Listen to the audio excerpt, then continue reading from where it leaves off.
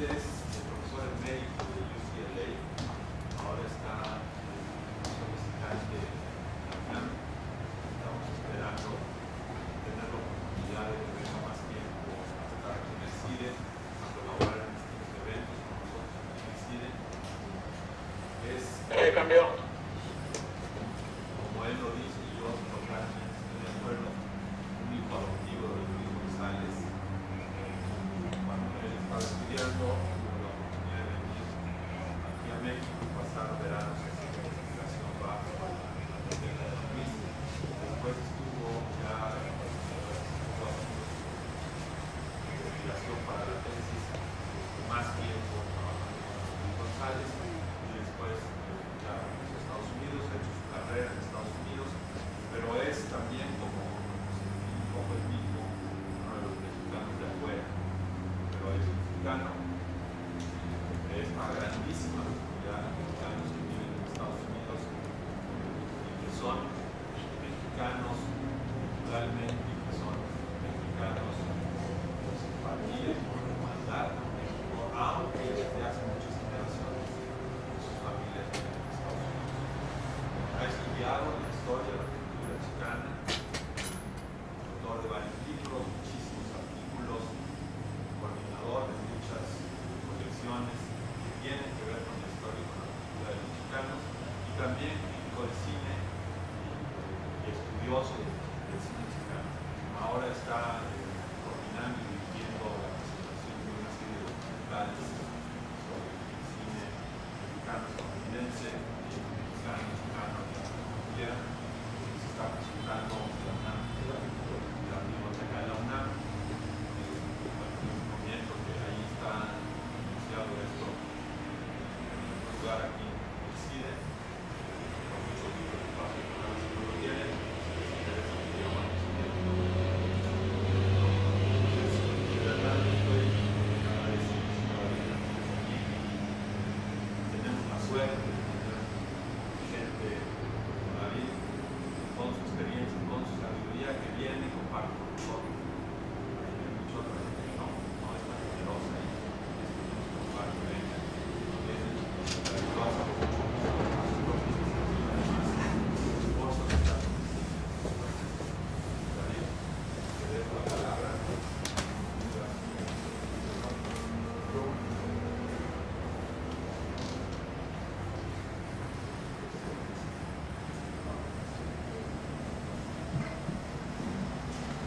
Pues muchísimas gracias por la introducción.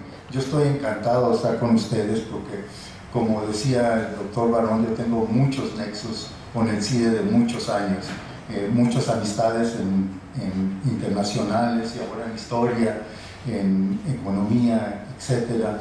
Y hace 11 años que tuve el honor de tener una beca Fulbright como ahora, y precisamente pasé todo el año como profesor investigador en el CIDE en mi previa estancia en México, y ya hacía 12 años que pasó esto, pero pues todavía me siento muy en casa viniendo al CIDE y muy contento de estar con ustedes. Cuando yo vine y cuando estuve en el CIDE no había la división de historia, yo estaba en internacionales, y pues ya he visto los cambios, el crecimiento del CIDE, que ya es otra cosa, y pues ahora ya me siento aún más en casa, estando con mis colegas en historia, con Jean Meyer y ahora con Luis Barón y otros profesores que indudablemente estaré conociendo a través de los meses y años.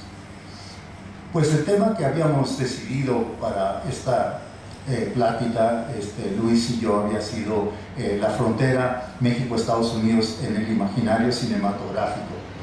Ahora, quizás la primera pregunta para nosotros los historiadores es ¿por qué usar el cine para investigar un tema como la frontera o cualquier tema de historia?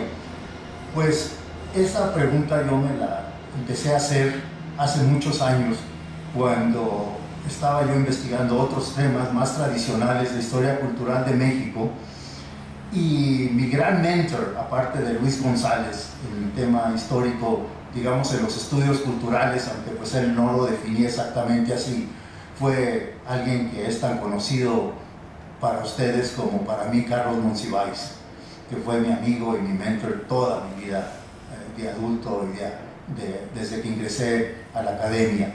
Entonces Carlos siempre me decía, David, ¿cómo vas a presentarte o a escribir como historiador de la cultura mexicana sin estudiar el cine nacional?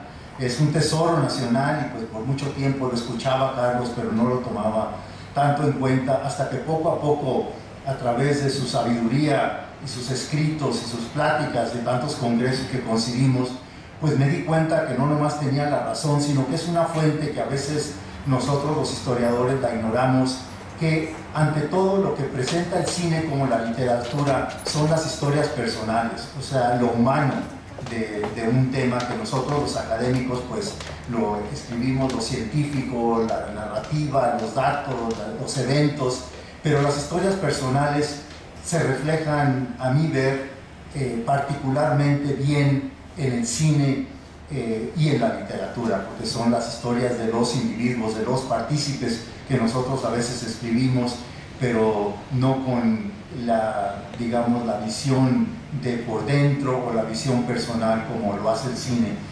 Entonces, pues, platicando con temas que pudiera yo compartir con ustedes, se nos ocurrió este tema.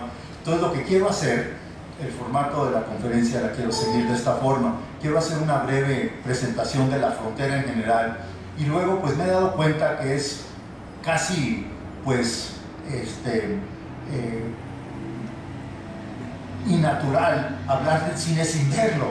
Entonces mandé a hacer un pequeño collage de unos 15 minutos de varios así clips de películas que voy a profundizar más. Entonces voy a hacer una pequeña introducción, vamos a ver el collage, voy a terminar mi breve intervención y a mí me gusta más el diálogo que conferencias largas. Entonces yo no pienso exponer más de unos 45, 50 minutos y luego abrirlo a todo tipo de comentarios, preguntas,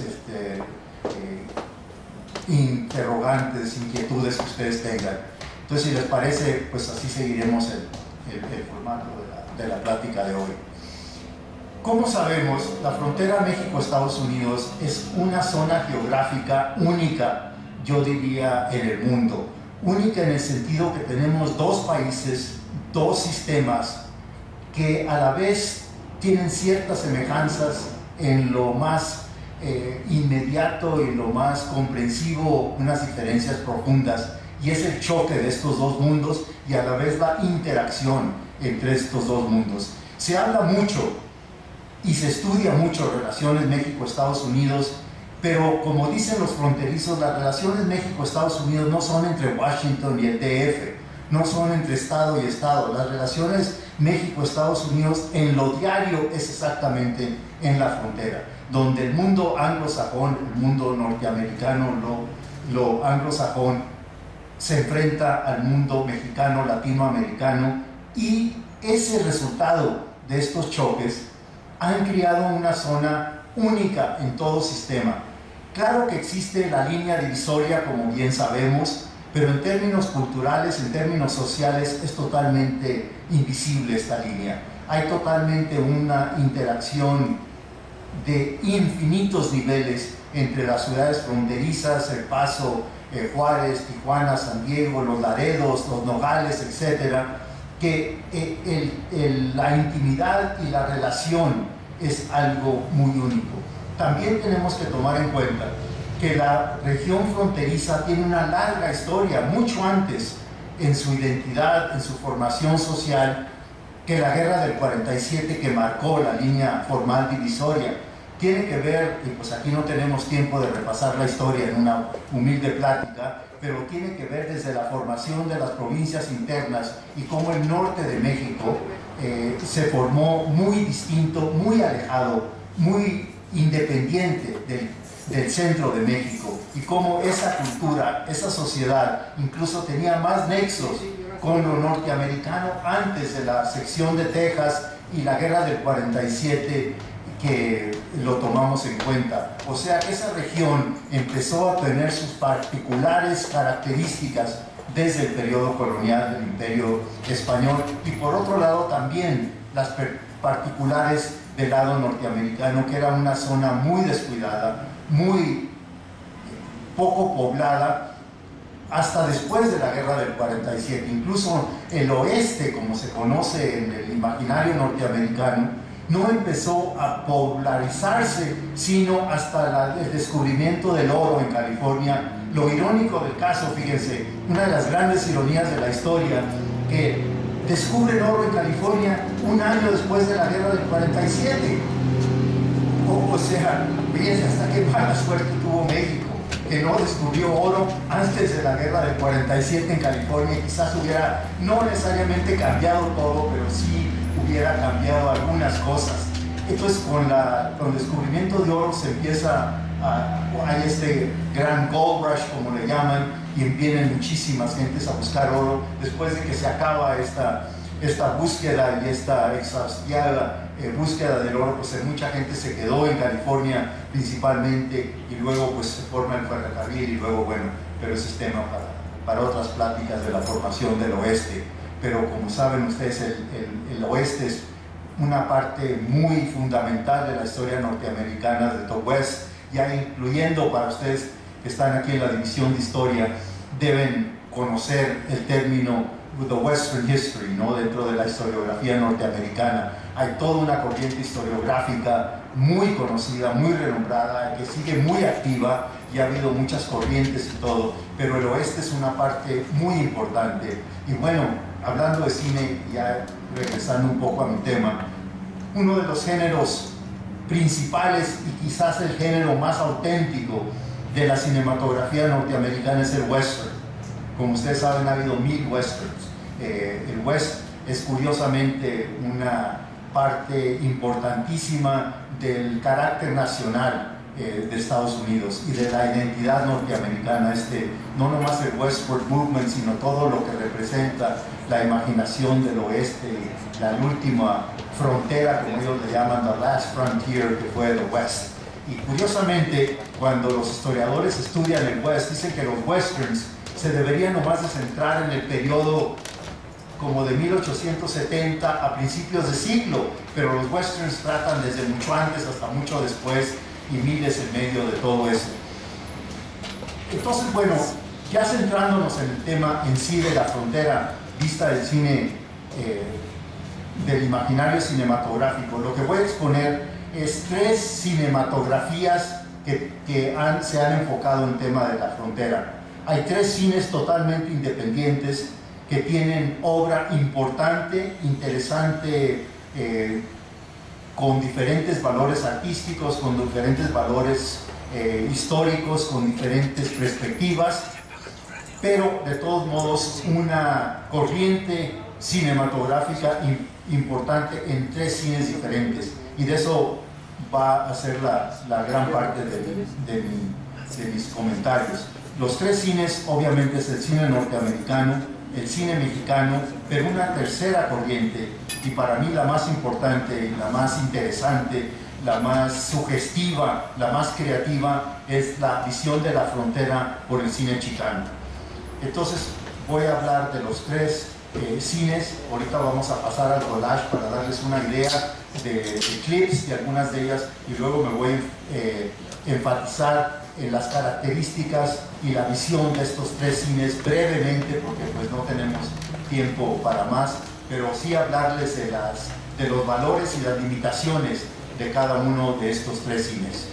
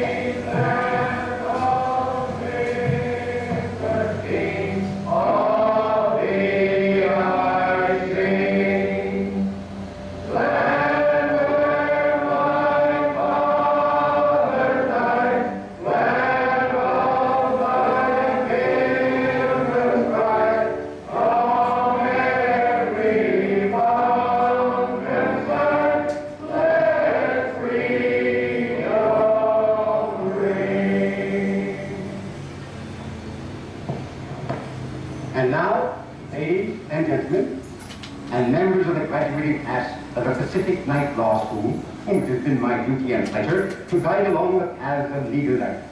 It is my high privilege and honor to introduce to you the Honorable Rufus Barnesville, who will address you on this momentous occasion. The Honorable Rufus Barnesville.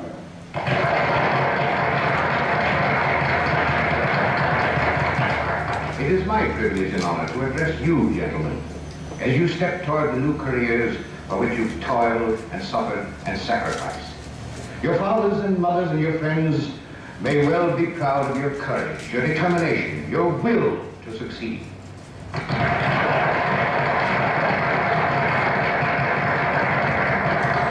Your applause must be for these young men, not for me. For such young men as one whose history I happen to know and who sits among the graduates. Because he had the courage to lift himself above his environment, to overcome handicaps which threatened to make him a criminal. I reveal no secrets when I say to you that this young man was the tough guy of a tough neighborhood. At an age when most boys were in high school, he was a child problem. A problem to which his parents had no solution, but they didn't need it. This boy solved his own problem. He realized his opportunities and duties as an American citizen.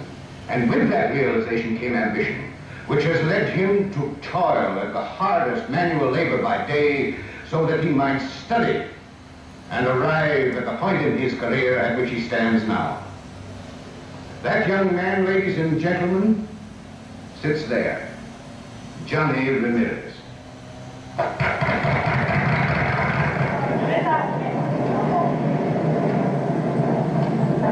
Charlie. Yeah. I got a blue pickup with top over the bed. Just picked up 9 or 10.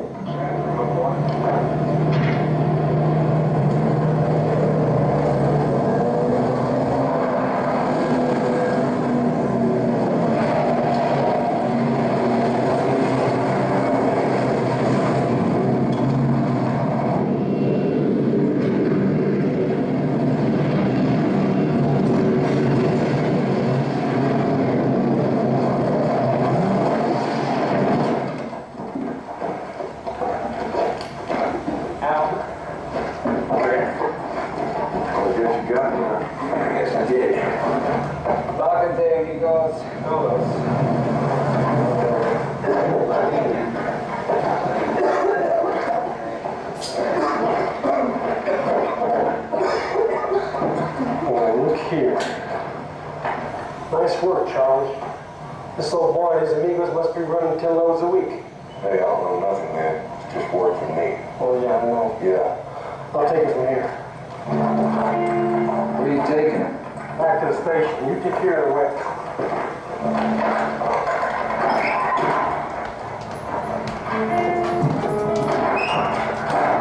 Transportation's right behind me.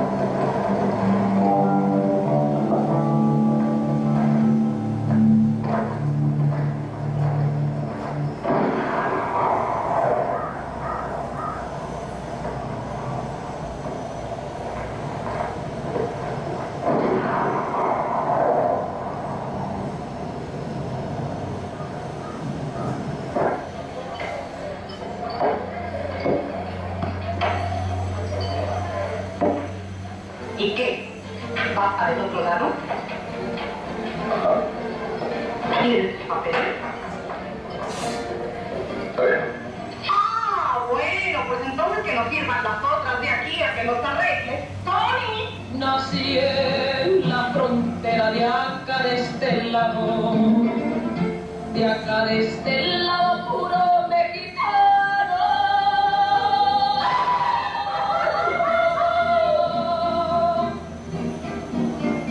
Por más que la gente me busque tejano, yo les aseguro que soy mexicano de acá, de este lado. Porque uso de lado el sombrero vaquero y cargo pistola y chamarra de cuero, y porque acostumbro el cigarro de hoja y anudo a mi cuello la máscara roja, se cree otra cosa. Yo fui una de aquellas doradas de Villa, de las que nos damos valor a la vida.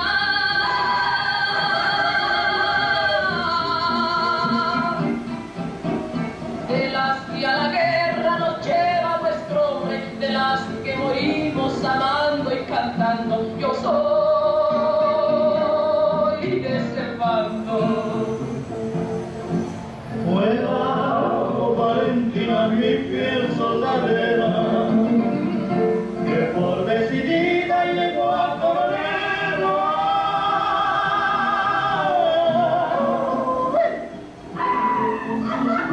Sus rojas heridas, y fue inseparable como carabina, mi fiel Valentina, Valentina, Valentina. Rendida estoy a tus pies, si me han de matar mañana, que me maten de una vez. Y yo, como dijo don Nemesio, pobre de México, tan lejos de Dios y tan cerca de los Estados Unidos. Yo, Hola.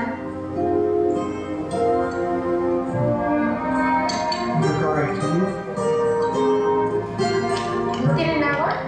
Get out of here, go away.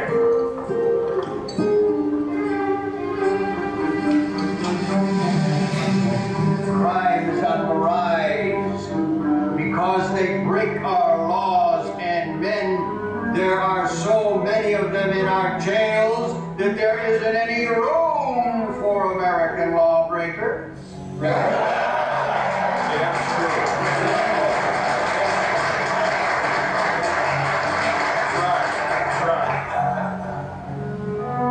I am re-elected your district attorney.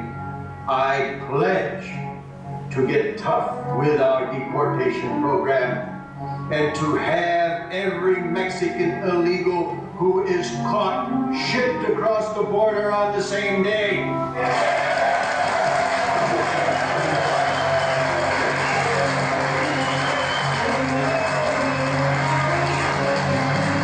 ¡Qué sorpresa! Mucho gusto.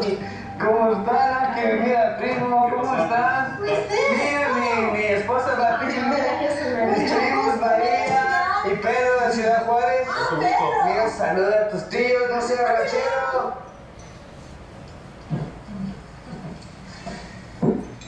It's about time you came to visit. I thought you had forgotten all about us, primo.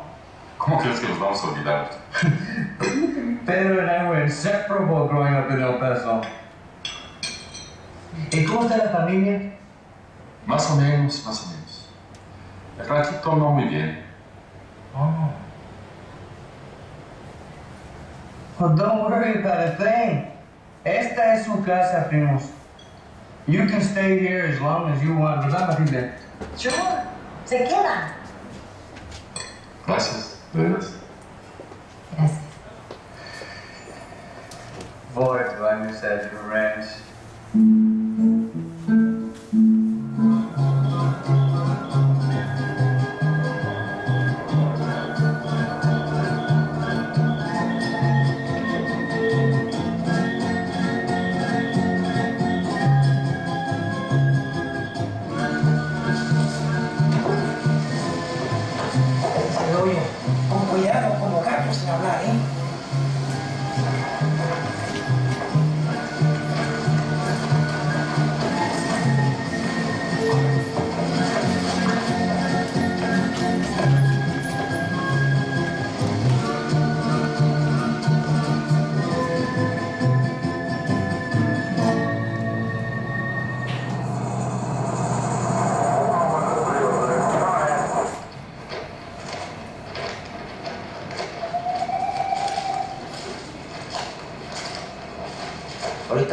espéreme aquí, ¿eh?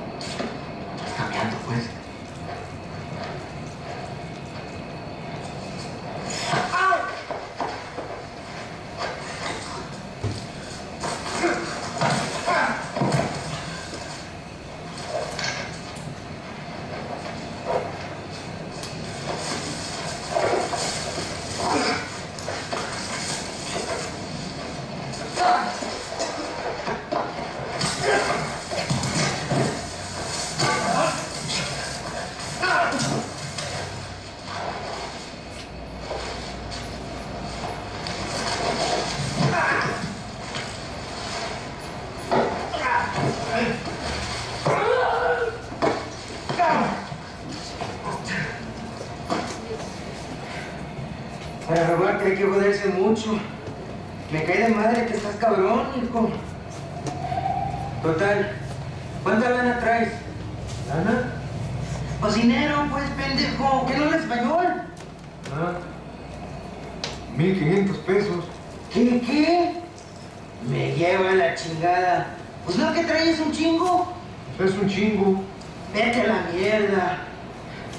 Y ahora me desbebé por pinche 1,500 pesos. Chingada madre.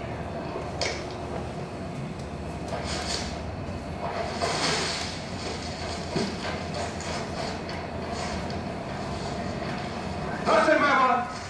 You guys a couple of words there, man. Oh, they're just kids. Good morning, LA. This is KRLA with Huggy Boy Request and Dedication. It's 7:45 a.m. and Lysandra just called us on our dedication line.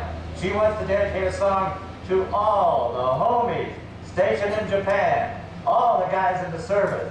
Okay, here it comes, sad girl, on KRLA. Rudy! Rudy! Okay, all right. Come on, breakfast is ready! Oh, how do you like it? How I like what? The picture! Oh, God. I already had father's lunches from next door blessing. Yeah, it looks great, Mom, but it's covering the phone here. Well, I'll look at it later. I just wanted to see how it looks. Okay. Nico, before I forget, I rented a house across the street. Good. Here's the money. Now, I want you to deposit it in the bank on Monday, okay? Okay. Thank you. All right. Hey, you kids, I told you don't ride your bikes in the house. You listen to your Uncle Rudy? Yeah, you listen to your uncle. Maybe their hearing hasn't developed yet. Is there anything else? I like to eat my breakfast before it goes green hair on it. As a matter of fact, there is. Oh, please. After work, we'll pick up your cousin, Javier. Who's Javier? He's your cousin, dummy. Can't you pick him up? Me? I can't pick him up. We're leaving. Where are you going? We're going to Fresno. Don't you remember, Chella, the kids and I are going to Fresno? Yeah. You were going to be gone almost a week.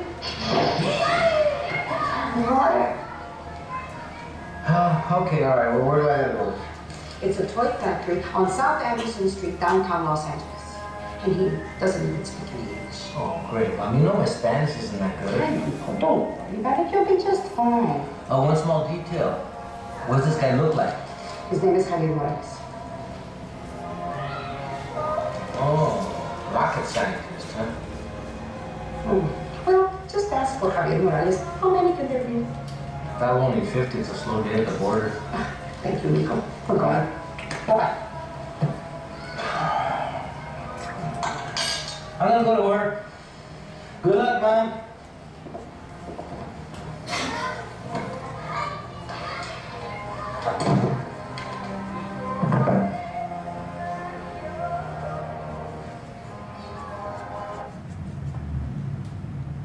Se trata probablemente de un ajusticiamiento entre narcos, dice el boletín de la policía, aunque sería la primera vez que el señor Mickey Santos se involucra con narcos.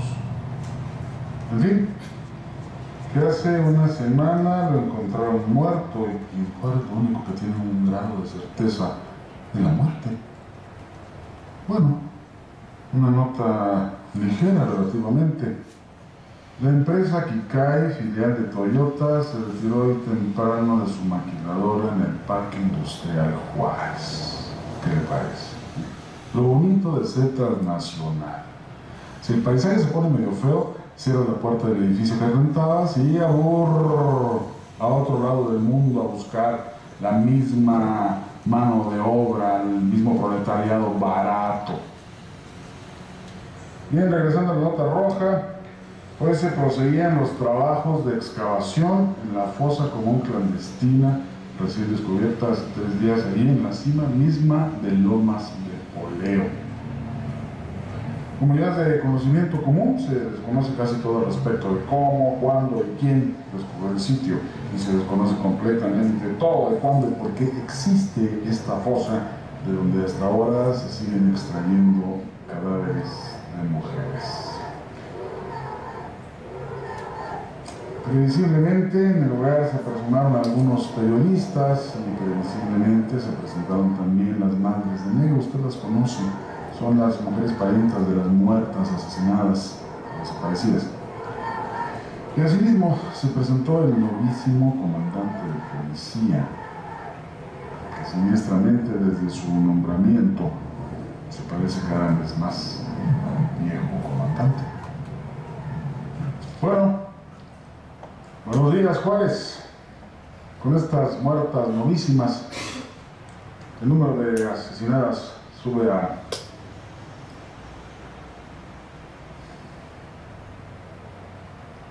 así con estas nuevas muertas, el número de asesinadas sube la increíble cifra de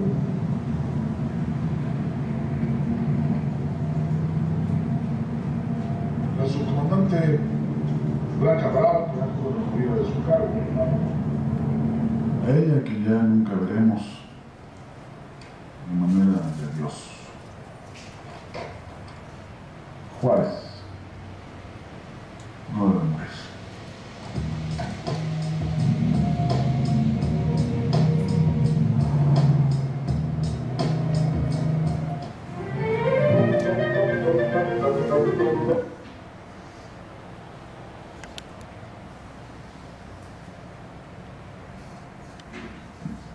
Bueno, pues como pueden ver ustedes por los pequeños clips que vimos, los breves, hay visiones muy diferentes de la frontera. Comencé yo con el cine norteamericano porque es el más prolífero, el que tiene una trayectoria que data desde principios del cine norteamericano del fines del siglo XIX hasta la época actual, que nunca la frontera ha estado ausente del imaginario cinematográfico norteamericano. El western, como mencionaba, fue sinónimo con la frontera, igual la frontera con el cine norteamericano, porque el cine norteamericano siempre ha plasmado la frontera, la ha visto como lo mencionaba hace unos minutos, el último oeste, la última gran área que faltaba de la civilización. Siempre por los clips que ustedes vieron, uno que tiene que ver con emigración, otro que tiene que ver con la población chicana, con un chicano, el título es Border Town, una película importantísima del 34, de la primera película de un estudio muy renombrado que era Warner Brothers, con una gran producción, con un superestrella que era Paul Newman en ese momento, haciéndola de un chicano de la frontera que trata de cambiar su vida, pero cae en las mismas vicios que la visión de Hollywood tenía sobre la población mexicana de este lado y la frontera. O sea, que pudiéramos hablar de no sé cuántas películas de Hollywood, pero no, el temario no varía mucho. The Border, que tiene que ver con indocumentados, que está el fabuloso actor Jack Nicholson haciéndola de un policía fronterizo, otra vez entra en la problemática de la frontera. El problema con este cine de Hollywood, que se centra en la frontera y es nomás una excusa para tener X historia de acción o drama o romance, etc. Es que la frontera nomás es un espacio. Nunca se meten a fondo a describir las peculiaridades de la frontera o luceres fronterizos con gran profundidad. En esta película de The Border de Jack Nicholson es un perfecto ejemplo de eso. Los indocumentados son secundarios en todo sentido a la historia principal. La gente de la frontera, los problemas de la frontera son muy de paso en comparación con una historia de acción de Jack Nicholson siendo el héroe al final, salvando a una indocumentada mexicana, acabando con la corrupción, que curiosamente esta película, a diferencia de otras, sí habla mucho de la corrupción de la frontera, de la policía fronteriza estadounidense, etc. Pero lo que vemos con este cine recurrente es primero, que luego vamos a ver parte de esta misma problemática en el cine mexicano, es que se hace por seres que ni investigan, ni documentan sus historias, ni se asesoran en la frontera, sino nomás usan la frontera como un símbolo, como un mito de que ya está muy establecido en la cultura popular estadounidense, en la cultura general, en la literatura, en el arte, en el cine, etcétera, y es como una excusa de filmar alrededor de esta sociedad que siempre Estados Unidos la definió en lo cinematográfico como una área fuera de la ley, o sea que todavía la ley no había conseguido todo lo óptimo, que todavía había demasiada violencia, demasiados malhechores, demasiado mafias, o como las titulaban antes, como fueran, pero que era esta lawless area, ¿no? esta área sin ley, y toda esta imagen perduró por décadas en el cine de Hollywood sin verdaderamente mostrando visiones de lo que realmente era la frontera. Ahora, pasando al cine mexicano, aquí tenía dos clips de dos películas mexicanas, Espaldas Mojadas, muy buenas, pero esta es la excepción, que es una película de Alejandro Galindo, uno de los grandes directores de la época de oro del 54, pero antes y después de esta gran película, el cine mexicano vio la frontera también centrándose en problemas. ¿Cuál era el problema principal que el cine mexicano aborda en la frontera? Pues la primera película mexicana lo dice todo, y luego el resto más o menos sigue los mismos patrones. La primera cinta de largometraje mexicana sobre la frontera se tituló El hombre sin patria, es del director Miguel Contreras Torres, que curiosamente la gran parte de su producción cinematográfica tiene que ver con el cine histórico. Él es sinónimo con el cine histórico mexicano, pero de repente cayó en los mismos mitos, en los mismos estereotipos que se han abordado en México constantemente sobre la frontera, y ante todo sobre la población mexicana del otro lado de la frontera, que es exactamente lo que desarrolla esta primera película mexicana, El hombre sin patria. Tiene que ver con un inmigrante mexicano que cruza, se va de indocumentado, su suerte allá, pero que según el cine mexicano, ya les pudiera citar como 30 películas mexicanas con el mismo tema, con las mismas premisas, que los que nos vamos para allá perdemos nuestra cultura, nos agringamos, le damos la espalda a México. El término pocho, que ustedes saben, era el término que se usaba en décadas anteriores como sinónimo para categorizarnos a nosotros los mexicanos del otro lado, es lo que el cine mexicano totalmente institucionaliza en la visión cinematográfica y la visión de la cultura popular mexicana. O sea, que los que estábamos allá, hay otra película muy conocida mexicana, Los Desarraigados, el título también lo dice igual, que habíamos perdido todo, habíamos perdido los valores de la cultura mexicana, de lo mexicano, de la familia, etcétera, al tratar de americanizarnos. Hay otra que se llama Soy puro mexicano, en donde Luis Aguilar la hace del hijo de Joaquín Pardavé, que Joaquín Pardavé manda a Luis Aguilar a estudiar medicina a Estados Unidos. Cuando regresa está totalmente asimilado, agringado. Su primer encuentro con su vieja hacienda de su padre, viene la criada, la ama de casa de la hacienda y le dice, ay, mijito, te preparé tu mole favorito. Le dice, no, yo quiero ham and eggs.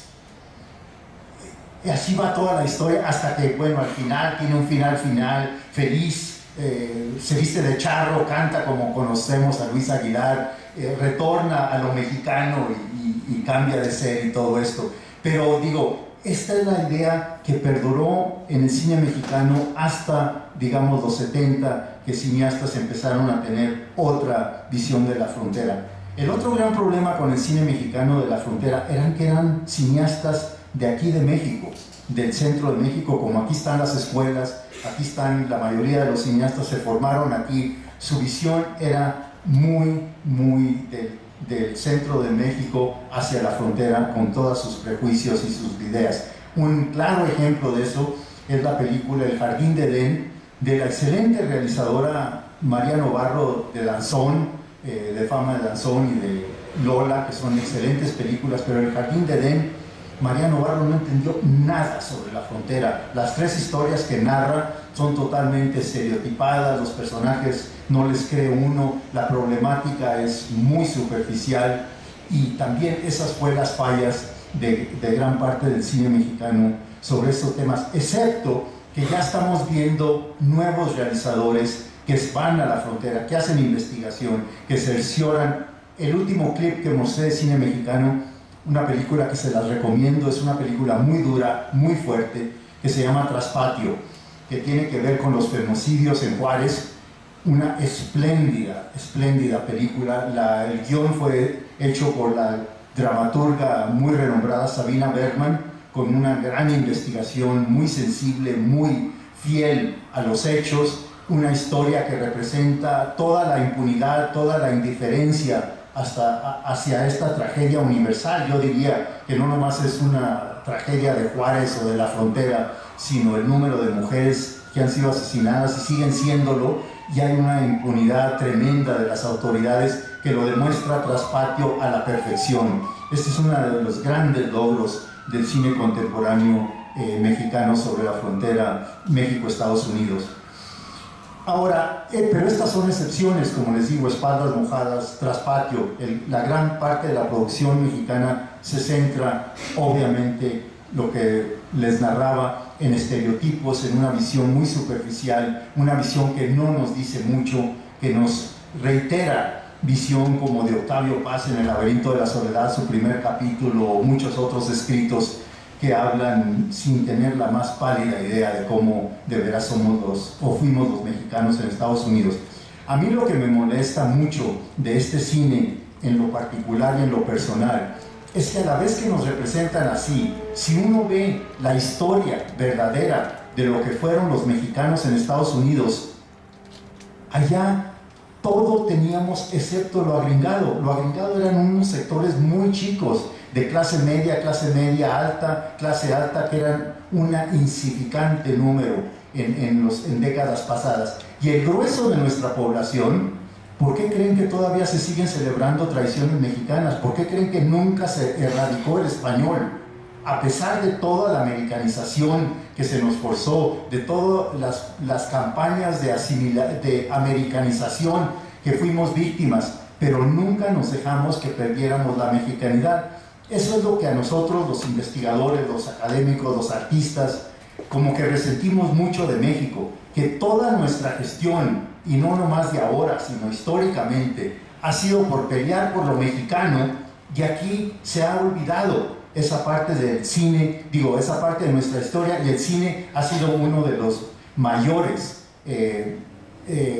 manifestaciones artísticas que han cimentado esta idea muy falsa de la comunidad mexicana ya, y de lo que es la cultura fronteriza, particularmente los seres de descendencia mexicana. El tercer cine, y el que quisiera hablar un poquito más a fondo, que les mostré nomás dos clips, la película Rompe el Alba, de un realizador chicano, que tiene que ver con la frontera y tiene que ver con una historia real del primer locutor en el radio norteamericano comercial que empezó a cantar en español con un grupo que lo fundó, que se titulaban Los Madrugadores, porque su programa era de 6 a 8 todas las mañanas. Esta es una espléndida película de un realizador que se llama Isaac Arsenstein, que es de Tijuana, que se encontró a este personaje cuando ya era muy mayor de edad y le contó toda su historia y la llevó a la pantalla. La otra película que le mostré fue El Norte, de un realizador que se llama Gregory Nava, que a lo mejor ustedes tienen algún conocimiento de él porque ha hecho muchas películas de largometraje, incluyendo Selena, la biografía de esta gran cantante que murió muy prematuramente, que la asesinó una de sus trabajadoras. Pero entonces el cine chicano, como viene a diferencia del mexicano y del norteamericano, que viene de seres fronterizos, que viene de gente que no nomás salió de esa tradición en su vida personal, sino que también lo ve como responsabilidad política, no nomás artística, sino de llevar a la pantalla una visión alternativa, no nomás de la frontera, sino del ser de origen mexicano, de nuestra problemática en general, nuestros logros, nuestra historia, nuestras tradiciones, etc. Entonces, este cine es el más joven de las tres tradiciones cinematográficas que les he esbozado en muy amplios términos. El cine chicano data de fines de los 60, cuando empiezan los documentales, pero el cine de largometraje, la primera película del cine chicano que tiene que ver totalmente con la frontera, se llama Raíces de Sangre y fue de 1976, de un realizador que se llama Jesús Salvador Treviño, que vive en Los Ángeles y todavía está haciendo cosas muy interesantes. Entonces, desde esa primera película hasta hoy, el cine chicano ha tratado de presentar una contrapropuesta a Hollywood y al cine mexicano, o sea, una propuesta mucho más interesante, más conmovedora, más compleja de toda la problemática fronteriza, ya sea migración, ya sea sociedad, ya sea cultura, ya sea historia, etc. Entonces aquí lo que tenemos son tres visiones cinematográficas muy opuestas, muy diferentes, con propósitos totalmente ajenos al uno y al otro. Uno, el norteamericano, que como les digo, cubre toda la historia del cine norteamericano. La frontera estuvo presente desde las primeras realizaciones norteamericanas hasta las actuales. Estamos viendo alguna esperanza en Hollywood. ¿Se acuerdan ustedes que hace 2-3 años que se hizo la película Una Vida Mejor, A Better Life, en la cual Damián Bichir fue nominado para el Oscar como mejor actor? Eso pues nunca había pasado en la historia de Hollywood. Sí había sido mexicanos para Oscars, pero de actuación de reparto, etcétera, pero nunca como mejor actor. Desafortunadamente no ganó, pero bueno, tenemos a Cuarón, que ya saben que ustedes ganó este año, y Lubinsky, que ganó como mejor camarógrafo este año. Entonces estamos viendo grandes avances en este sentido. Hollywood por fin está viendo que tiene que presentar una visión alternativa, y no por conciencia, sino por la realidad, que hoy día el proceso más importante que está pasando política y socialmente en Estados Unidos es nada menos que la latinoamericanización de Estados Unidos, que ya somos más de 40 millones de seres legales en Estados Unidos, y que los demógrafos anotan que estamos doblando nuestra población como buenos latinos cada 40 años. O sea que para 2050 vamos a ser más de 100 millones de seres en Estados Unidos, de una población de 320 millones, o sea, 1 de cada 3 personas en Estados Unidos, a mitad de este milenio, vamos a ser de origen mexicano-latino. Entonces Hollywood ya se está dando cuenta de esta realidad y veo esperanzas. También veo esperanzas, porque a mí no me gusta generalmente terminar mis comentarios pesimistas. El cine mexicano también ya estamos viendo unas muy increíbles e importantes películas. Yo les recomiendo, que sí tiene que ver todo con emigración, no nomás la frontera México-Estados Unidos, pero la mejor película del cine mexicano que yo he visto durante toda mi estancia en México, que es casi un año, es La Jaula de Oro, que se acaba de estrenar en México.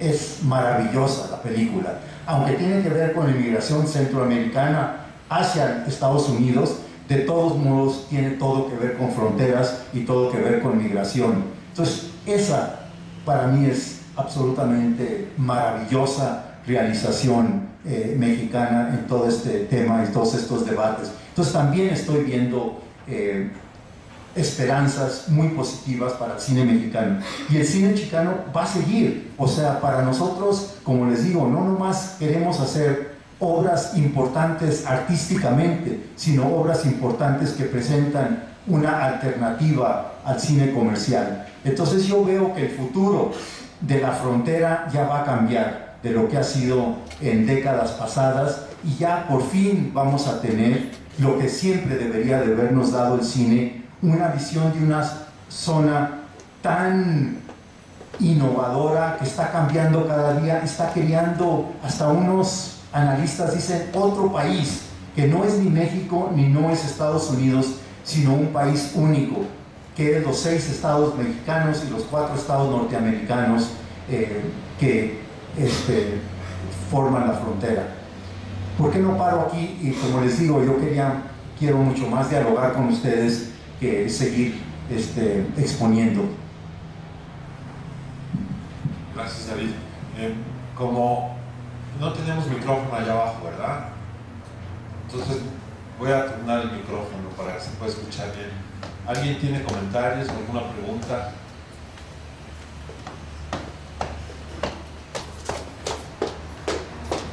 No me importa de veras bajar en el micrófono.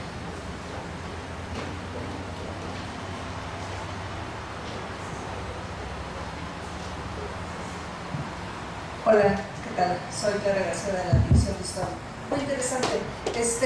Yo entiendo que Borderlands History, Borderland es un territorio específico, diferente, y que se está creando y ha estado creando su identidad pues desde la época novohispana, ¿no? Entonces, y la frontera salvaje, ese punto de vista también lo tenían los propios mexicanos y novohispanos desde que la frontera chichimeca fue la frontera de la Reconquista hasta la época de Porfirio Díaz. Mi pregunta va más en un sentido más amplio. Esos son los borderlands, pero conozco poco del cine, pero en su opinión, ¿cómo se está representando la frontera mayor? Es decir, las poblaciones mexicanas o latinas que están más allá de esta frontera de los estados mexicanos y norteamericanos, por ejemplo Chicago, Nueva York, que ya se han convertido en ciudades, bueno, por lo menos Chicago en una ciudad mexicana, ¿no? Y puertorriqueña. Pues es muy importante su pregunta y muy relevante, porque hoy día usted sabe que en décadas pasadas se hablaban de los grupos latinos, principalmente los chicanos en el suroeste, los puertorriqueños en Nueva York, los cubanos en Miami, en Florida, etc. Pero hoy día los mexicanos están donde quiera. Acaba de salir un libro, bueno, hace como 3 años, que se titula Mexican New York. ¿Cuándo hubiéramos pensado asociar a Nueva York de población mexicana? Pues ya hay una gran cantidad de mexicanos en Nueva York que yo no sabía hasta que leí este libro. El otro día un profesor de ustedes, del CIDE, Carlos Heredia, en una cena, nos comentaba que él fue en una gira de trabajo hace como 9 meses con el ingeniero Cuauhtémoc Cárdenas a Alaska, y que les organizaron una reunión muy amplia y una cena, y que se encontraron que había cerca de 3,000 mexicanos trabajando en Alaska. Pues cuando tampoco hubiéramos pensado en Alaska como zona mexicana. Pues eso nos lleva a la realidad que les mencionaba hace un minuto, que no nomás los mexicanos ya estamos donde quiera en Estados Unidos, sino los latinoamericanos ya estamos donde quiera. Ya no hay estado, región, ciudad que no tenga representación amplia latina. Hasta el sur, que era muy hostil y sigue siéndolo hacia mexicanos, pero son indispensables en los sectores de la economía. Eso por un lado. Por otro lado, usted preguntaba cómo se están representando. Este festival que estamos organizando de documentales muestra esta variedad de temática que trata de, bueno, desde las tradiciones de la cocina en Estados Unidos mexicana, hasta temas históricos que yo le comentaba al doctor Barrón hace un ratito que platicamos en su oficina, que como usted sabe, él es especialista en la Revolución Mexicana, que vamos a mostrar 2 documentales del documentalista más prolífero chicano en la actualidad, que son exclusivamente sobre la Revolución Mexicana. O sea, que estamos viendo no nomás nuestro presente, nuestra temática social, cultural, sino también estamos yendo a la historia, que no se había comentado en Estados Unidos. Porque estos capítulos, aunque sí se habla mucho en las clases de historia de México, en las universidades principalmente, porque no se enseña en high school nada sobre México, ni en junior high, ni nada de eso, de todos modos había capítulos pues, que no eran tan conocidos. Este documentalista, el documental que específicamente le mencionaba el doctor Barrón, es sobre la persecución de Pershing hacia Pancho Villa cuando su ejército invadió a Columbus, Nuevo México. Y un documentalista chicano hizo un espléndido documental sobre este episodio histórico. Entonces, como para contestar su pregunta, pues es muy amplia y muy rica la temática de representación.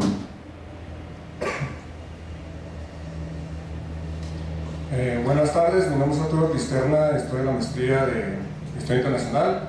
Bueno, mi pregunta es en el sentido de, bueno, me da la impresión de que en las películas que nos muestran, lo que se nos está enseñando es como el cruce, o sea, la dinámica de la migración hacia Estados Unidos y sobre todo en escenarios muy particulares como pues, el cruce ilegal, por ejemplo. Pero yo le quería preguntar si existe o se está produciendo actualmente un cine donde se retrate las realidades de las personas que viven en la frontera. Es decir, no sé, en el caso de Tijuana, por ejemplo, si hay proyectos, sé que hay documentales de distintas realidades que se viven en la frontera San Diego-Tijuana. Si existen esos proyectos o si existen películas que retraten, no sé, desde la comunidad, de las comunidades oaxaqueñas que viven en Tijuana, migrantes que no cruzan Estados Unidos y que viven en realidad muy distinta y que tienen que batallar con otros, no sé, otros problemas como discriminación, etcétera, en la frontera, hasta personas que trabajan indocumentados en Estados Unidos pero que regresan a Tijuana en las tardes, ¿no? Por ejemplo. Si existen proyectos, usted conoce algunos filmes que actualmente existen. Muchos. Por ejemplo, en este festival tenemos un documental de otro realizador chicano que se llama Paul Espinosa, que tiene un excelente documental titulado The New Tijuana, en donde se rompe un poco la visión de Tijuana como se tenía en décadas pasadas, de un sitio nomás de prostitución, de casinos, de licor, de todo este tipo de cuestiones, de crimen. Y entonces muestra que no, pues que Tijuana es una de las ciudades más importantes, más dinámicas económicamente de Estados Unidos, con su cultura propia, con el Segur, que es quizás el centro cultural más amplio y más bello en toda la línea fronteriza del lado mexicano. Este documental se centra en mostrar lo que es Tijuana hoy día y la importancia de Tijuana, la sociedad de Tijuana y cómo ha cambiado. Ese es un ejemplo. Otro ejemplo es, usted decía que si menciona que si hay películas o documentales que hablan de la generación. Una película del mismo director del norte, el mismo director de Selena, se llama My Family, Mi Familia. Esta película trata desde los orígenes de una familia michoacana que migra hacia Los Ángeles y de como 4 generaciones posteriores ya de los residentes, los hijos de esa familia y los nietos de esa familia en Los Ángeles, y todas sus diferencias generacionalmente, desde ser de primera generación hasta de 4ª generación. Esos nomás son 2 ejemplos, pero sí hay múltiples ejemplos de todo eso. Otro documental, para no nomás hablar del suroeste o de California, es de una documentalista que es toda la odisea de una familia migrante hacia Chicago y su estancia en Chicago. El doctor Barrón lo conoce mejor que yo, pero es otra dinámica de la población mexicana en Estados Unidos, como se mencionó, que después de Los Ángeles, la ciudad que más población numérica tiene de descendencias de origen mexicano es Chicago, no es Houston, no es Dallas, o no es El Paso, sino Chicago. Ya. Mi nombre es Teresa Laguna, soy estudiante de la UNAM de Relaciones Internacionales. Y mi pregunta es, bueno, usted habla que hay cierta esperanza en el nuevo cine, a lo mejor no nada más en cuestiones de frontera, a lo mejor en el cine en general en México, pero ¿en qué tipo de cine podríamos tener una justa representación de una realidad mexicana? Y puede ser el comercial, el cine de autor, pero el problema que yo considero es que en el comercial, no sé, una película de esta, de Eugenio Derbez, la última que tuvo, donde hace un cruce a la frontera que se ve irónico y real, pero ¿a cuántas personas o cómo se masifica el fenómeno cinematográfico? Y si lo comparamos con otra película, no sé, Tiro de Piedra, diría, ¿cómo es diferente esa realidad del cruce mexicano en la misma parte de la frontera? Pero en el imaginario hasta de nosotros mismos, ¿cómo es diferente por la cuestión de a cuántas personas llega ese tipo de cine?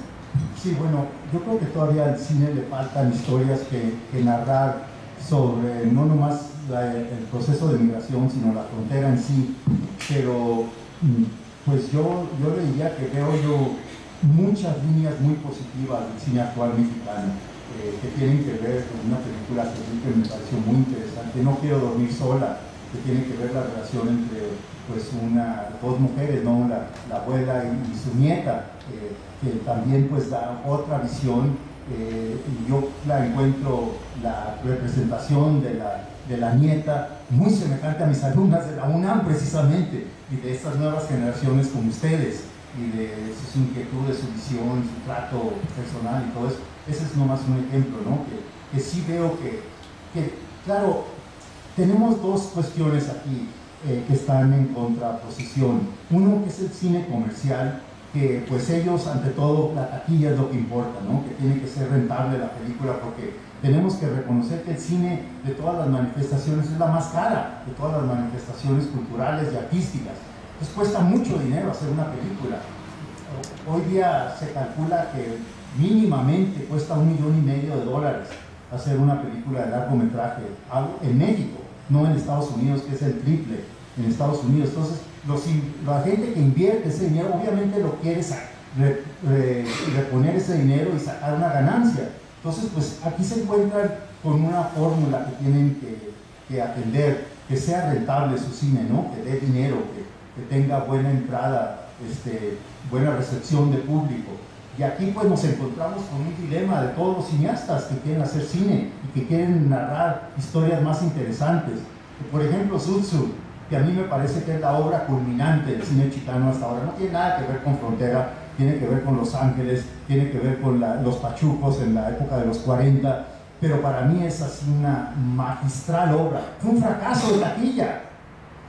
Digo, hoy día todo el mundo, todos los críticos unánimemente, no nomás críticos chicanos, sino críticos universales, alaban esa película a más no poder. Pero acabamos de tener al director de esa película, que fue el fundador del Teatro Campesino, la hizo como obra teatral y luego la llevó a la pantalla. Nos estaba diciendo que Hollywood le dijo claramente, te damos otra película, pero tiene que ser taquillera. Hizo La Bamba. No sé cuántos de ustedes conocen La Bamba. A mí no me gusta La Bamba. Yo no le dije nada a él, obviamente, pues era mi invitado. Traté de evitar el tema a morir de no hablar de La Bamba, pero él mismo estaba diciendo las concesiones que él tuvo que hacer, y se ve. Sutsu la hizo como obra personal, como obra, lo que él quería hacer con una película. Entonces nos encontramos con todos estos dilemas de cineastas, ¿no? Fíjense otra cosa. Esto lo he platicado con muchos directores, particularmente mexicanos y chicanos, que muchas veces su ópera prima es la mejor película que han hecho. Aquí puedo hablar de él, el actual director de la Cineteca Nacional, amiguísimo del alma mío, Alejandro Pelayo, hizo una película, no sé cuántos de ustedes han visto, La Víspera. Es una maravilla de película política. Para mí, La Víspera y La Sombra del Caudillo, que indudablemente el doctor Barón y yo todavía no hemos platicado, pero tenemos mucho que platicar de la película La Sombra del Caudillo, que tiene que ver con la post-revolución. Para mí esas dos son las mejores películas hechas en México sobre política. las 3 películas que ha hecho mi querido amigo Alejandro posteriormente no llegan ni cerca a la víspera, y su generación siguió la misma ruta. Todos debutaron con excelentes películas de sus óperas primas, pero nunca regresaron a ese arte o a esa obra maestra de su primera película. Les he preguntado, y ellos lo atribuyen mucho otra vez a las concesiones que tuvieron que hacer para su segunda y tercera película.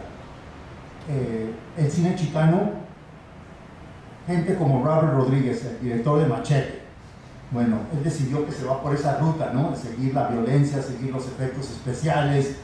Hizo Desperado con Banderas y Salma Hayek, ¿se acuerdan? Bueno, está bien, eso le dio Hollywood porque eso es lo que le gusta a Hollywood, pero obviamente pues, no tiene mucho que ver con su primera película, que fue El Mariachi. Entonces, digo, todo eso lo tenemos que tomar en cuenta, ¿no? Cuando hablamos. Eso no niega que una película como Jaula de Oro, que ahorita está siendo alabada, la semana próxima van a ser los Arieles en México, yo estoy absolutamente seguro que va a barrer como debe barrer con los Arieles. Es una película impresionante en todo sentido, y yo creo que va a tener buena taquilla, no sé, me sorprendería que no tenga, pero entonces es una de las raras formas de hacer los dos, de hacer una película importantísima, una película que diga mucho, que nos haga pensar, que involucre una relación diferente del espectador y la película, y que a la vez sea comercial. Hola, buenos días o tardes. Mi nombre es Oscar, igual soy estudiante de la maestría en Historia Internacional. Bueno, mi comentario un poco en la línea de la pregunta de la compañera, y en cuanto a pensar el cine como fuente histórica, ¿no? Usted comentó un poco que tanto el cine norteamericano y mexicano tienen como ciertos problemas, ¿no? Como de estereotipos y, no sé, quizá como mucho de sentimentalismo y como estudios muy superficiales, ¿no? Pero creo que, o sea, nosotros como, no sé, pobladores del 2014 y demás, no podemos como criticar a un director de cine que en la década de los 30 como que trató de representar el problema, ¿no? O sea, no podemos como pedirle una rigurosidad histórica, ¿no? del cine. Finalmente, como bien comentó, pues tienen su propósito, tienen una finalidad social, cultural o política inclusive, ¿no? Entonces, más bien, creo que sí es importante, más que decir si está bien o está mal o le falta o demás, como pensar el cine o la representación simbólica desde su contexto, ¿no? De sus propósitos y demás, ¿no? Bueno, sería nada más este comentario. No, de acuerdo, pero lo que sí podemos criticar como estudiosos del fenómeno es, por ejemplo, tomemos el ejemplo del primer clip que mostré, que es Border Town, una película de 34. Obviamente no le estamos aplicando nuestro criterio de 2014 a analizar la película, pero lo que sí vemos en esta película del 34 es la visión que tenía Hollywood sobre la población mexicana que vivía en la frontera. La población, la visión que representa es terrible. Es de este chicano que a duras penas llega a ingresar a una escuela de derecho y se hace abogado por las noches, como la primera escena muestra, pero luego no la hace como abogado. En su primer caso se pelea a golpes con el fiscal, entonces le quitan su licencia de abogado, se va y se mete a un casino en la frontera y se hace el manager, el manejador de este casino. Y luego al final dona mucho dinero porque se hace muy rico, y la última escena es terrible. Le dice el padre a él: bueno, Gianni, ¿y qué va a ser de tu futuro? Y dice: regresar a mi pueblo, a mi comunidad, donde nunca debería de haber salido de ella. O sea, que no lo podíamos hacer nosotros, ¿no? Dentro de la sociedad estadounidense, que es nuestro lugar, era el pueblo, era el barrio. Entonces, ¿cómo no podemos criticar eso de ahora, no? Porque nos muestra una realidad que la sociedad dominante tenía de nosotros y la representó en una amplia producción. El mejor estudio la hizo de Hollywood una superestrella que era Paul Newman, que la hace de un chicano, pero las visiones y los mensajes que nos dan son terribles. Pues ¿cómo no la vamos a criticar?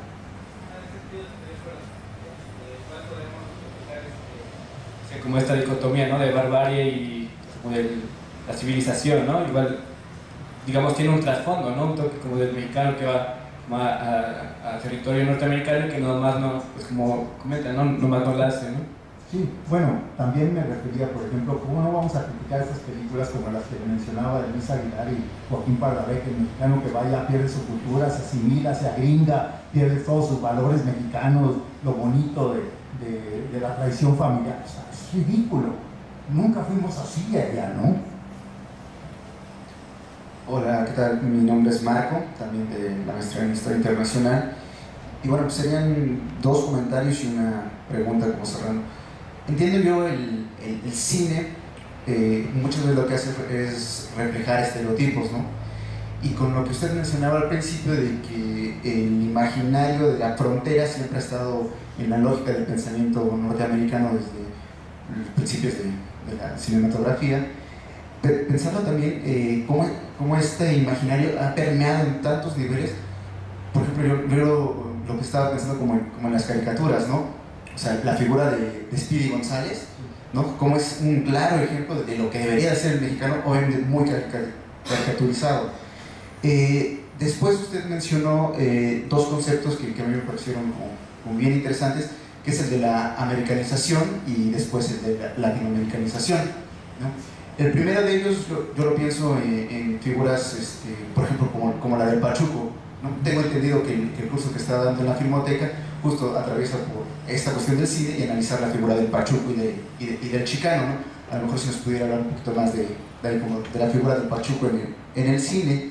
Pero la pregunta más bien va con el término de latinoamericanización, en el sentido de que si existe hoy una figura visible en términos como de estereotipo de una latinoamericanización. Podría pensar en el chicano, ¿no? Pero el chicano tiene que ver como justo con el mexicano ya radicado allá y que empieza a tener como sus propias características. Pero pues no solo son mexicanos todos los que habitan en Estados Unidos, ¿no? O sea, no sé si hay allá alguna especie de figura ya bien definida, porque es una especie como de chicano salvadoreño o no sé, estaba pensando más como en eso. Pues es que hoy día también la identidad ya está muy cambiada, ¿no? Por los números, porque, por ejemplo, estamos hablando mucho de la población mexicana, pero les comento que en Los Ángeles hoy día hay 2 millones de centroamericanos residiendo en Los Ángeles. O sea, también es que ya es no nomás lo mexicano o lo chicano, sino lo latinoamericano. Por eso yo decía la latinoamericanización de Estados Unidos, que ya no son nomás los números, es la cultura, es todos los grupos, es centroamericanos, es guatemaltecos, hondureños, salvadoreños que están viviendo y cruzando la frontera del diario. Incluso hoy día la migración, lo grueso de la migración en los últimos 2 años no es mexicana, es centroamericana a Estados Unidos.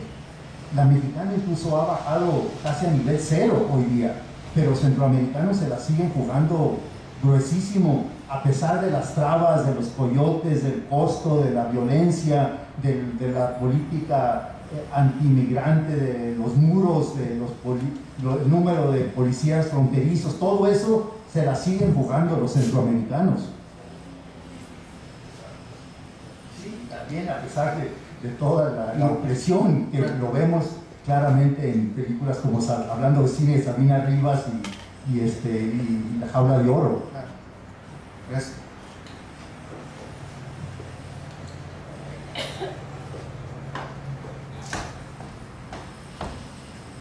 Hola, me llamo Pablo Mijangos, soy también de la División de Historia.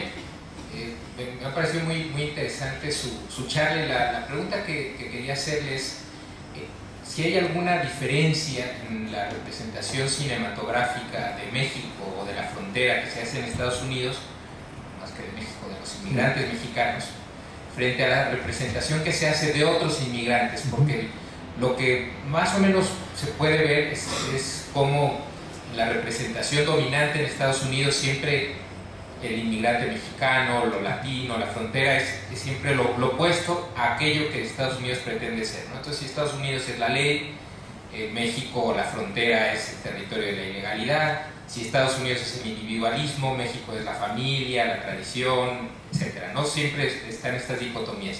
Y no sé si eso mismo se repite en la representación cinematográfica de otras comunidades inmigrantes, ¿no? Ahora mencionaba, por ejemplo, los centroamericanos, ¿no?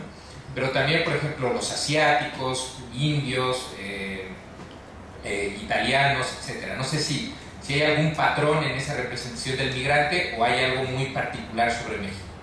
Bueno, fíjense, lo que pasa en Estados Unidos es una gran dicotomía, gran ironía, o como lo queramos llamar. O sea que hay dos polos opuestos. Por un lado, todos ustedes ya han oído que Estados Unidos dice que es el país de migrantes, está la Estatua de la Libertad, el símbolo de Estados Unidos, abrir sus puertas a migrantes, y que se ha formado por inmigrantes, lo cual es muy cierto si uno ve la historia de Estados Unidos.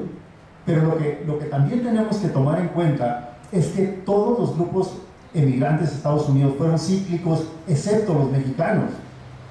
Los mexicanos no fue cíclica la emigración mexicana. La emigración mexicana a Estados Unidos comenzó a fines del siglo XIX, desde el Porfiriato, y continúa hasta la época de hoy.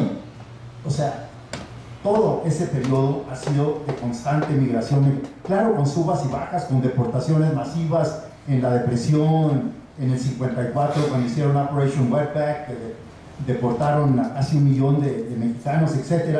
Pero de todos modos ha sido constante. Ahora, el cine, ¿cómo ha visto a otros grupos inmigrantes?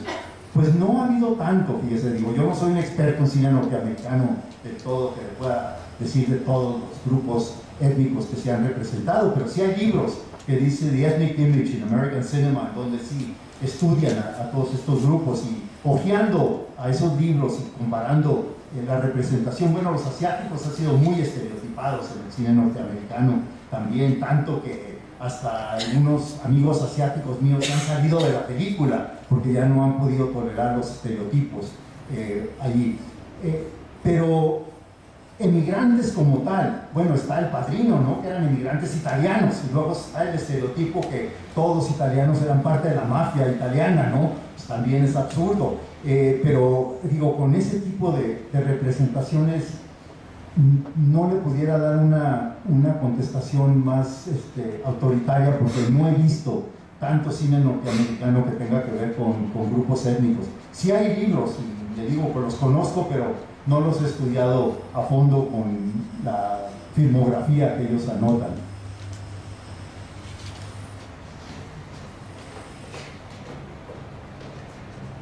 Buenos días, mi nombre es Telman, soy de la División de Historia, estudiante de la maestría, y quería hacer una pregunta, ¿no?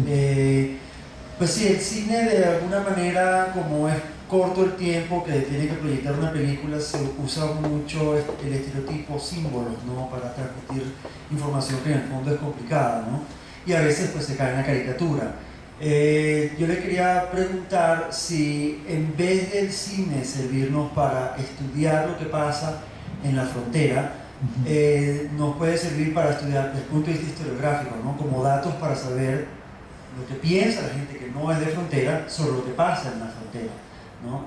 Quizás no, salvo algunas excepciones, la mayor parte del cine pues nos dice qué cree la gente de aquí sobre lo que pasa allá, y qué cree la gente de más al norte sobre lo que pasa hacia la frontera, ¿no? Entonces eso podría, desde el punto de vista de la historia cultural, ¿no? No tanto qué es el chicano o qué es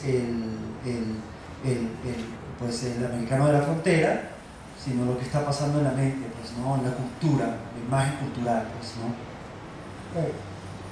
De acuerdo 100% con usted. Creo que eso es lo que estaba tratando yo también de exponer, que son dos visiones de fuera, de outsiders, ¿no?, sobre la frontera.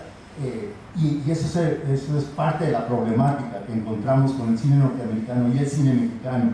O sea, que se hacen las realizaciones sin documentación, o sea, con unas visiones muy, pues, ya para no seguir usando la palabra estereotipo tanto, pero así es, una visión muy de fuera en ese sentido.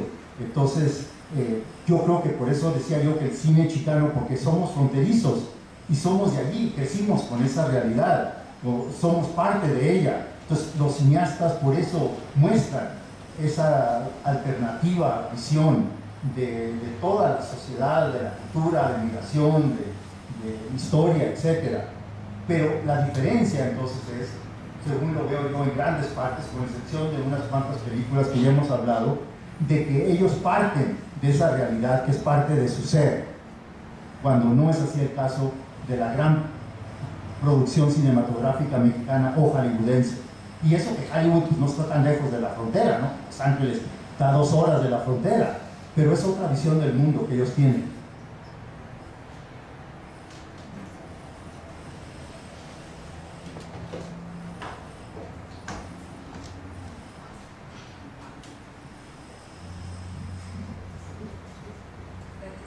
Bueno, entiendo que el tema es la frontera de Estados Unidos-México. Quiero hablar un poco de Centroamérica, espero no salirme mucho del tema. Pero bueno, muchas veces los centroamericanos que quieren llegar a Estados Unidos no logran llegar y se quedan aquí en México, ¿no? Igual aquí son discriminados, son maltratados, son relegados de la sociedad. Quisiera saber si existe alguna similitud entre la representación ya en el cine o la percepción social que tienen los estadounidenses con la migración mexicana a la representación y la percepción que se tiene aquí de los centroamericanos. Fíjese que curiosamente los científicos sociales chicanos y los cineastas chicanos han hecho una gran labor en hablar de la emigración centroamericana hacia Estados Unidos. Por ejemplo, el norte. Le comentaba al doctor Barón hace unos minutos que se acaban de celebrar varios eventos del 30 años aniversario de la filmación del norte. Es increíble cómo se fue el tiempo. Yo me acuerdo cuando yo estaba haciendo mi doctorado, se estrenó la película El Norte. Fue un cineasta chicano que nadie estaba hablando en ese momento de migración centroamericana hacia Estados Unidos. Y eso que estaban todos los conflictos gruesos en Centroamérica, y por eso se impulsó y se fomentó toda esta migración centroamericana que tiene sus raíces allí. Pero fue muy pionero esa película en su momento, o sea, la alabamos y la tomamos en cuenta, pero no nos impactó como ahora, que como dijo, pues sí era un gran problema ya desde entonces, y una gran circunstancia. Ahora, una de las gigantes, digamos, en las ciencias sociales en Estados Unidos, una socióloga que enseña en USC, que se llama Pierrette Cantu-Sotelo. Ella es sinónima, pero sinónima totalmente con el tema de género y emigración. Ella tiene 4 libros gruesísimos, de lo más de serio y alabados por la academia, sobre indocumentadas latinas hacia Estados Unidos. Su primero fue sobre mexicanas, luego tiene uno sobre salvadoreñas, guatemaltecas, hondureñas. 4 libros tiene sobre la experiencia de mujeres emigrantes latinas hacia Estados Unidos. O sea que la academia y el mundo artístico chicano sí está muy consciente de no nomás las diferencias entre la migración centroamericana y mexicana, sino que la está estudiando y representando a fondo.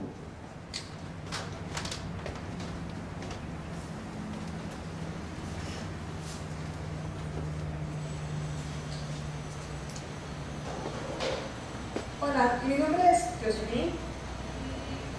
Yo estoy haciendo una tesis acerca del cine mexicano y pensaba en lo que usted comentaba hace un rato acerca de los realizadores, los cineastas, digamos, del centro, de la ciudad, y no sé, pensaba en este caso que en los 70s, por ejemplo, que es la década que yo estoy trabajando, desaparece esta temática de, digamos, como cine que está hablando de la frontera. Me parece que 70s, 80s, 90s y hasta principios del 2000 se empieza a hablar ya o se retoma la temática de la frontera. Me parece que en los 70s desaparece Julián Pastor, el grupo del Nuevo Cine, Julián Pastor, Alfredo Hoswick, Arturo Ripstein, están hablando de otras cosas, pero no se está hablando del cine de la frontera. No sé si ustedes estén de acuerdo. Me parece que en el caso mexicano, ¡pum!, desaparece. Pues, sí y no, fíjese. Curiosamente, la primera investigación que yo hice, por pura curiosidad personal, que llegué yo a empezar a hacer mi tesis de doctorado, la investigación de mi tesis, que no tenía nada que ver con el cine. Yo fui formado, como ustedes, en una historia, dentro de la historia tradicional latinoamericana con especialidad en México. Yo estaba haciendo mi tesis de doctorado sobre intelectuales y la cultura en el periodo inmediatamente después de la intervención francesa, o sea, como le llaman la República Restaurada. Pero llegué aquí y me puse, estaba investigando yo, y de repente abro la cartelera para, pues, estaba por 6 meses becado para hacer la investigación de mi tesis de doctorado. Entonces, pues obviamente quería ver cosas y hacer cosas aquí en el DF. Entonces estaba viendo la cartelera y vi que había películas, curiosamente, del cine que usted dice de los 70, que sí se hicieron. Por ejemplo, Chicano, de Jaime Casillas, La Ilegal, de Ripsi, es terrible, pero bueno, o sea que sí. Alberto Bojorges hizo una película que se llama Hermanos del Viento, que tiene que ver con los pobladores, que lo único bueno de la película es el póster, que es maravilloso, y dice, el póster, está un corrido, un señor cantando corridos, y dice el lema, dice, en 1848 México perdió la mitad de su territorio. Esta es la historia de los que se quedaron haciendo la guerra. Ay, yo dije, qué padre, y corrí a verla, y fue terrible la película, porque el póster me apantalló tanto. Pero, o sea, sí hicieron, pero fue por razones comerciales, que creían que a lo mejor pegaba esa película.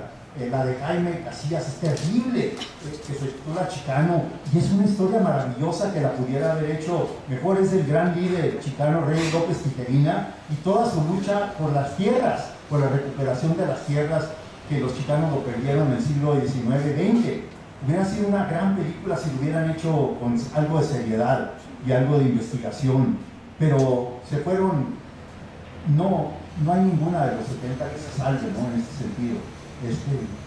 Incluso luego, como usted sabe, en los 80 empezaron a hacer una cantidad de películas sobre la frontera, pero basadas en 3 temas: violencia, narcos, inmigración, y son siniestras todas ellas. Yo me acuerdo que llevé a la actriz María Rojo, que somos muy amigos, y la invité a una función, y me dijo, jamás me hagas esto, de una de esas películas de los 80.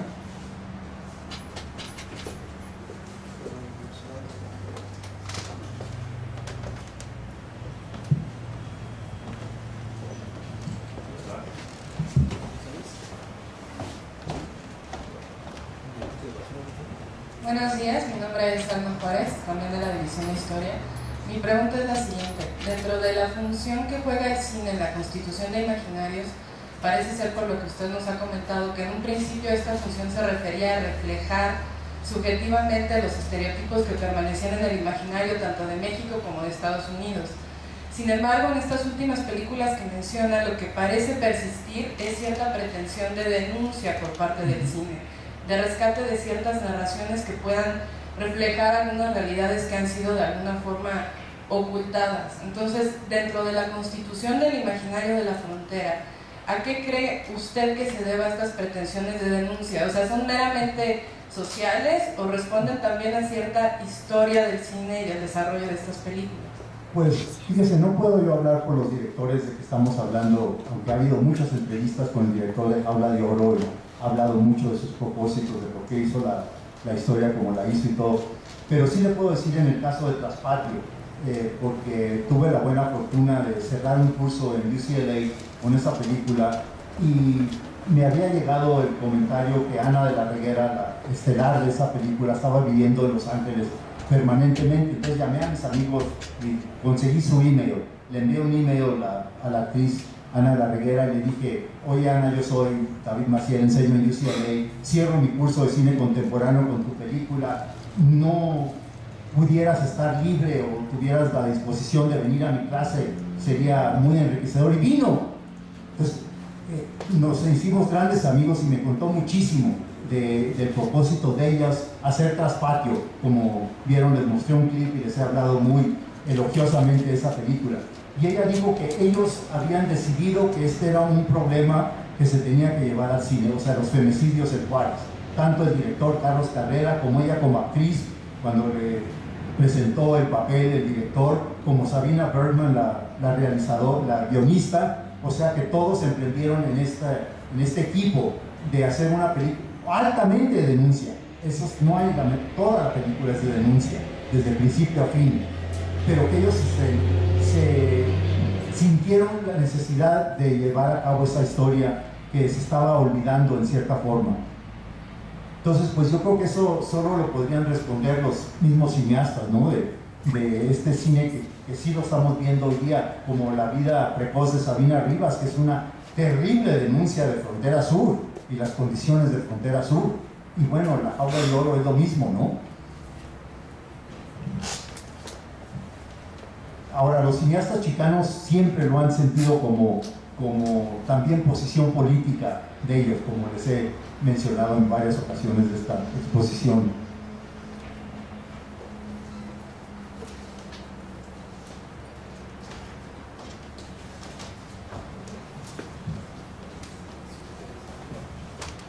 Hola, buenas tardes, soy Carlos Morales, estudiante de licenciatura. Y bueno, tenía dos preguntas.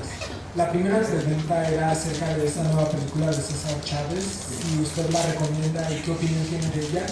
Y la segunda iba encaminada justamente a este nuevo tipo de películas. Según entiendo, han salido un gran número de películas norteamericanas como, bueno, de comedia, por ejemplo, ¿Quiénes son los Miller?, en el que menciona esta parte de la frontera, o una nueva que se va a estrenar que se llama I Hate Blood, por ejemplo, de unos jóvenes igual migrantes. La pregunta era, ¿por qué usted cree que se están generando todas estas películas tan de pronto y con un gran número de elementos extranjeros de Estados Unidos? ¿Y cuál cree usted que será la percepción del pueblo estadounidense acerca de una mayor latinoamericación en todas las películas? Gracias. Bueno, son varias cuestiones. Primero, César Chávez, que me preguntaba. No, yo la recomiendo muchísimo, la película. La he visto 2 veces. En pantalla grande y tengo una copia en DVD y la he recomendado a todos círculos, a toda persona que me pregunta por ella. Yo creo que fue una excelente labor de Diego Luna y gran esfuerzo de haber hecho esta película, de contar esta historia que Hollywood mismo no la está contando, que es la gran lucha de César Chávez y su movimiento para levantar el nivel de vida y romper la opresión de los trabajadores más explotados en Estados Unidos. De todos los trabajadores más explotados eran los trabajadores agrícolas y los de servicio. César Chávez se dedicó toda su vida, hasta que murió, trabajando por levantar el bienestar de los trabajadores agrícolas. Es una gran lucha de él y qué bueno que Diego Luna la hizo. Ahora, mi único, y no es queja, sino la única observación que tengo de la película de César Chávez es que narra la primera victoria, narra como 10 años de la lucha de César Chávez. Él pasó más de 30 años peleando, no todas fueron victorias, tuvo muchas derrotas. Entonces, bueno, mis amigos chicanos o Luis Valdés, que lo acabo de tener presente, él tuvo 32 años de amistad con César Chávez. Él se quejaba de eso, que la película nomás mostraba lo grandioso de César Chávez en su primer momento. Fue mucho más, indudablemente, pero eso para mí no le quita los méritos que en sí tiene la película. O sea, yo creo que es muy injusto, y nosotros cuando ya salimos y publicamos libros, una de nuestras quejas principales es que a veces las reseñas hablan de todo excepto lo que hicimos en el libro, y que todos quieren decir, bueno, el libro debería de haber hecho esto, debería de haber dicho lo siguiente. Bueno, sin duda, y yo no quiero caer en lo mismo de decir que Diego Luna debería de haber hecho hablar 20 años más de la carrera de César Chávez. Yo creo que lo que hizo estuvo muy bien, hay que juzgar lo que hizo, y para mí lo que hizo es muy positivo y muy que uno debe de apoyarlo a lo más. Ahora, ya perdí sus otras preguntas. Sí. La segunda era que ¿por qué cree usted que en estos últimos tiempos han salido tantas películas norteamericanas con muchos elementos migrantes? Bueno, obviamente aparte de que existe una gran población, y ¿cómo era la percepción del pueblo estadounidense al ver este tipo de películas con más? El pueblo chicano en general apoya mucho películas sobre su comunidad. Lo malo es que no son muy frecuentes. Y lo malo es, como sigo insistiendo, que Hollywood todavía no se despierta. Una de las quejas también de Luis Valdés, aparte pues él fue amigo personal de César Chávez, luchador con él, es que él tuvo un guión que hizo 7 diferentes tratamientos de ese guión sobre César Chávez y nunca se lo financió Hollywood. Yo creo que también estaba muy resentido de eso, y que un poco resentido que Diego Luna logró conseguir todo el dinero de hacer una película cuando él no pudo. aunque no lo dijo así, era obvio que estaba, y debe estarlo, o sea, es un gran cineasta, un gran artista, Luis Valdés, y nunca le financió Hollywood la película que él quería hacer sobre César Chávez. Entonces todavía se encuentran que tienen maravillosos proyectos y Hollywood no cree que son rentables, no cree que van a ser comerciales para invertir los 5 millones de dólares o los 10 millones de dólares que se necesita para hacer esa producción, ¿no? Entonces yo creo que todavía está este limitante.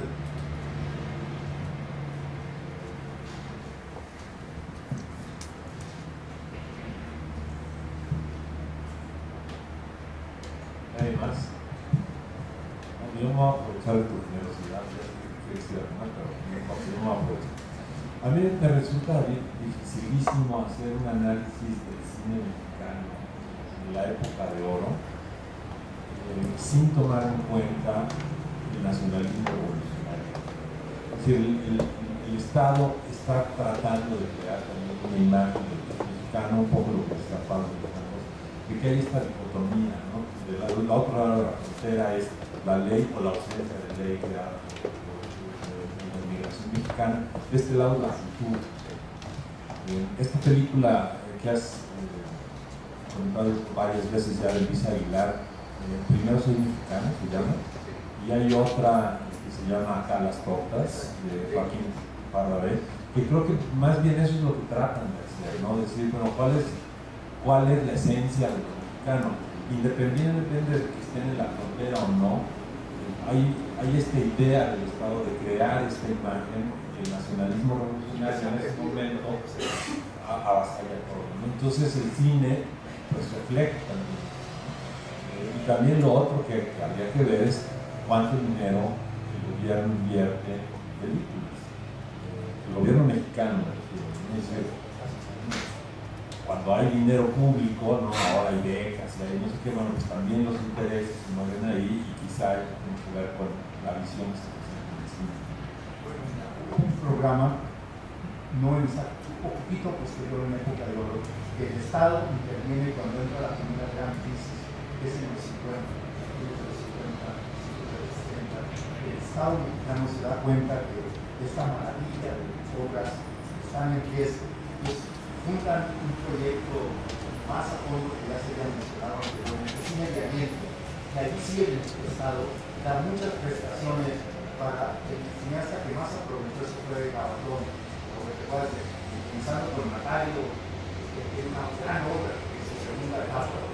Pues sí, detiene el Estado. Se olvida uno porque los cineastas no han necesitado a fondo la intervención del Estado, y no viene de los 70, no viene de Echeverría, viene a fines de los 50. El Estado mexicano se da cuenta que está en serias dificultades en la industria cinematográfica y trata de invertir, pero con lo que tú señalas, haciendo películas que alaben ese nacionalismo, esa idea de la tradición como Emilio Fernández, que ya no estaba haciendo buen cine para esa época, pero quiere reemplazar y lo reemplazan con Caballón, Miguel Bacho, como tú sabes, la Rosa Blanca es una gran alabanza del cardenismo, y eso le encanta al Estado en cierto momento.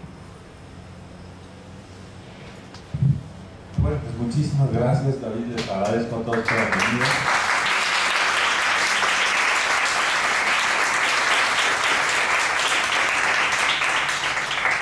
Todavía hay un rato antes de la comida que vamos a tener aquí el Día del Maestro, entonces algunos de ustedes quieren acercar y platicar con David más informalmente, son bienvenidos, aprovechando también su generosidad. Gracias. Gracias a ustedes y con mucho gusto. Espero que no sea la última vez que nos vemos.